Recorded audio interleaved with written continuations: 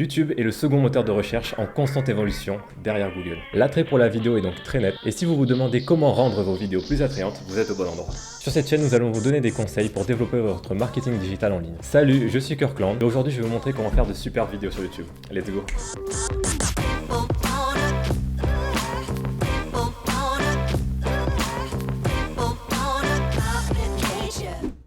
Bon, déjà, il n'y a pas besoin d'avoir un matos dernier cri, avec un budget de plusieurs milliers d'euros pour commencer sur YouTube. Aujourd'hui, juste avec un smartphone et c'est tout, on peut commencer à faire des vidéos sur YouTube. À moins que votre smartphone ressemble à ça, vous devriez pouvoir vous en sortir. Si vous avez déjà du matériel, micro, caméra, etc., c'est bien. Mais si vous avez l'occasion d'investir dans du matériel, nous verrons tout au long de cette vidéo qu'est-ce qui est pertinent d'aller chercher en premier. Ce serait dommage de dépenser quelques milliers d'euros dans le vent finalement. Avant même de commencer, posez-vous la question, dans quel registre s'inscrivent mes vidéos? Quel est mon objectif? Quelle est ma cible? Qu'a-t-elle l'habitude de regarder? Quels sont les sujets que je vais traiter? Et comment sont-ils déjà traités sur YouTube? Admettons que notre but, c'est d'attirer un client sur notre site web. Il est évident que ce ne sera pas la même chose que faire des podcasts par exemple, ou même des tutos make-up. Prenons l'exemple. Objectif, prévenir la consommation de cigarettes électroniques chez les jeunes. La cible, c'est les jeunes qui pour la cigarette électronique est un substitut, un jouet finalement. Et donc le style à adopter serait plutôt léger, décontracté.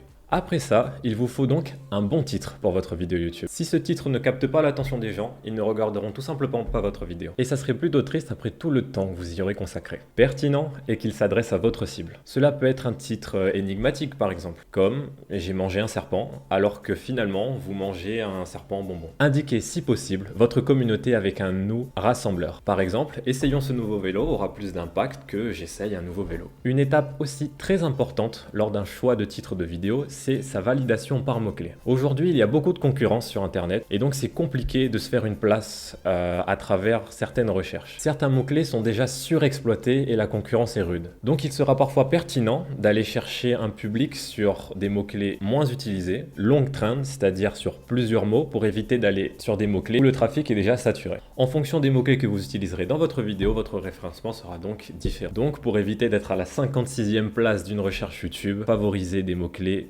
moins utilisés, mais qu'il est plus facile d'obtenir les premières places lors d'une recherche sur le moteur de recherche. Deux outils vous permettront cela, TubeBuddy et vidIQ, les deux permettant de connaître le volume de recherche par mots-clés. Ensuite, il faut évidemment soigner sa miniature YouTube. Avant même de lire un titre, on voit une miniature, donc c'est évidemment très important. Et les règles pour une bonne miniature YouTube sont les suivantes. 1280 x 720 format 16/9, une image fixe de qualité qui représente le sujet dans la vidéo, favoriser la simplicité et le minimalisme, un texte simple, un mot-clé ou un gros titre sur la miniature, et pourquoi pas détourer votre visage que vous pourrez mettre ensuite avec un arrière-plan choisi. Passons au contenu de la vidéo YouTube. Bon, si vous parlez d'un sujet en particulier, faites en sorte de le maîtriser. Vous devez être sûr de vous. Faites des recherches, documentez-vous, renseignez-vous. Écrire à l'avance ce que vous allez dire ou bien rédiger des points clés vous permettront d'être plus à l'aise devant la caméra. En plus, cela permet d'avoir un fil conducteur, donc finalement c'est une bonne chose, même dans le discours, même dans la construction de la vidéo, ça va être plus facile et plus agréable à la regarder à la fin. Sans forcément apprendre par cœur, sinon ça paraîtra pas très naturel,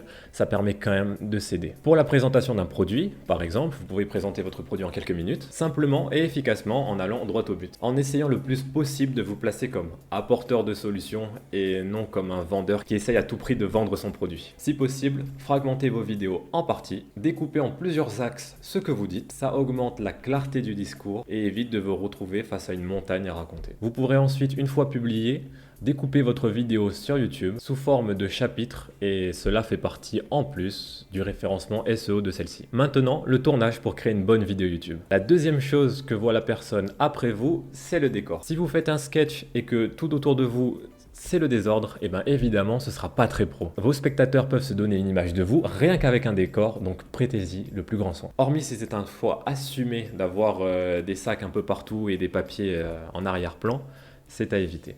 C'est pour ça, faites minimaliste. Ça évitera de devoir se casser la tête à la création d'un décor en plus de ça. Et surtout de vous mettre en valeur. Pour ce qui est du cadrage, directement en lien avec la vidéo, c'est tout ce qui va apparaître à l'écran.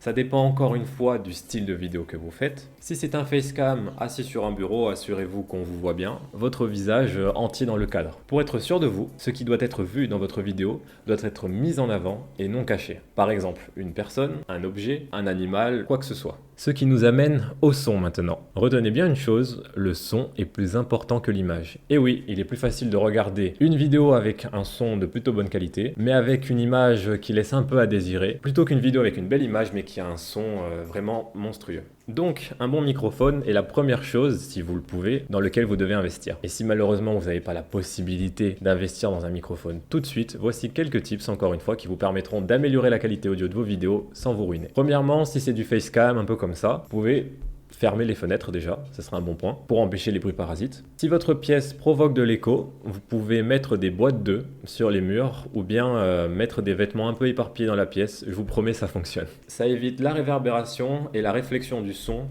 sur les murs, le sol, etc. Pour une voix off, vous pouvez vous mettre sous une couette par exemple, ou bien même dans une voiture avec des couettes directement sur les fenêtres. Mais ça fonctionne de ouf en plus. Hein, alors que c'est un vrai tips de tournage. Et le son, il est tellement plus clean après. Mais le meilleur serait sous la couette. Genre vraiment, c'est la meilleure. Genre avec un micro, t'es comme ça, sous la couette, et toi avec ton téléphone et ton script. Et ça te donne une voix de podcast.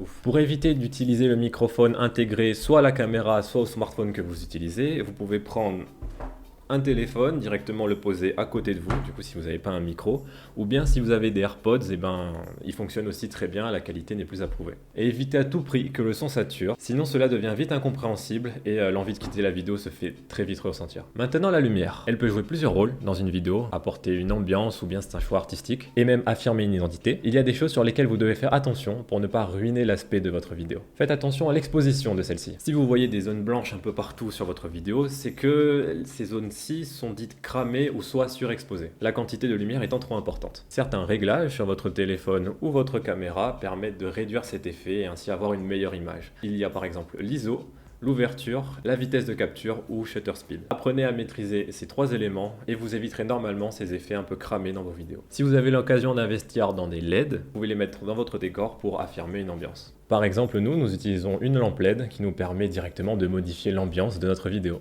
La deuxième chose que l'on voit, comme j'avais dit, c'est le décor, et la première, c'est évidemment vous. Essayez au mieux de renvoyer une image aussi proche de celle que vous voulez donner. Si la vidéo doit être plutôt sérieuse, elle doit se ressentir dans le choix vestimentaire, dans la posture, dans le décor, un tout. Travailler sa diction peut être aussi une bonne chose pour avoir un discours clair, concis et facilement audible. Votre image de marque et e-réputation se perçoit à travers votre vidéo YouTube. En 6, soignez son montage sur YouTube. Le montage est une partie que certains considèrent laborieuse, et c'est à juste titre, c'est souvent la plus longue, la plus chiante, mais elle est nécessaire et c'est celle qui donne vie à votre vidéo à la fin. Évidemment, tout dépend du style de votre vidéo, de sa longueur et de ce que vous traitez.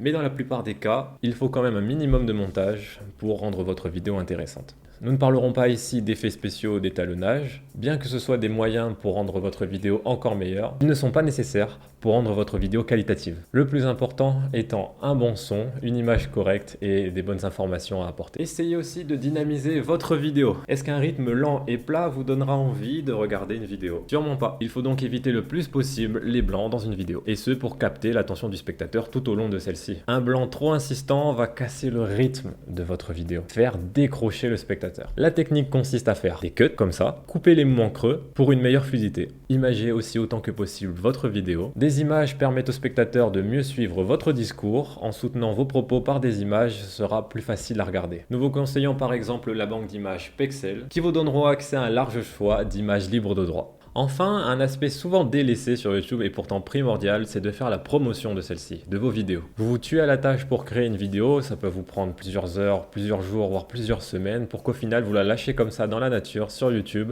Tout ça n'aura pas forcément servi à grand chose. Une vidéo qui fonctionne, c'est une vidéo qu'on relaye, qui est partagée au plus grand nombre. Et ne comptez pas sur le référencement automatique de Google ou YouTube pour vous mettre en avant. Pensez donc à optimiser la visibilité de votre vidéo sur la plateforme. Pour cela, il existe plusieurs méthodes. Partagez dans des posts Facebook, Instagram, LinkedIn, mail, les shorts sur YouTube peuvent être de super moyens pour faire connaître sa vidéo. Vous augmenterez ainsi vos chances de toucher votre public et d'avoir des vues, des commentaires, des likes et surtout de capter de potentiels abonnés car ils sont intéressés par les informations que vous partagez. D'où l'importance de bien choisir ses KPI pour contrôler la performance de son marketing digital. Je vous renvoie sur cette vidéo pour en apprendre plus. C'est en apprenant le code de chaque plateforme qu'on crée un contenu qui va marcher. Les partenariats avec d'autres marques ou l'invitation d'autres personnes sur votre chaîne sont de bons moyens d'augmenter la visibilité de celle-ci. C'est d'ailleurs souvent bénéfique pour les deux côtés, alors pensez-y. Maintenant que vous avez toutes ces clés, il est temps de se lancer sur YouTube. C'est en forgeant qu'on devient forgeron. La première sera toujours particulière, c'est les débuts. Vous vous améliorerez évidemment avec le temps. Donc ne vous découragez pas, essayez,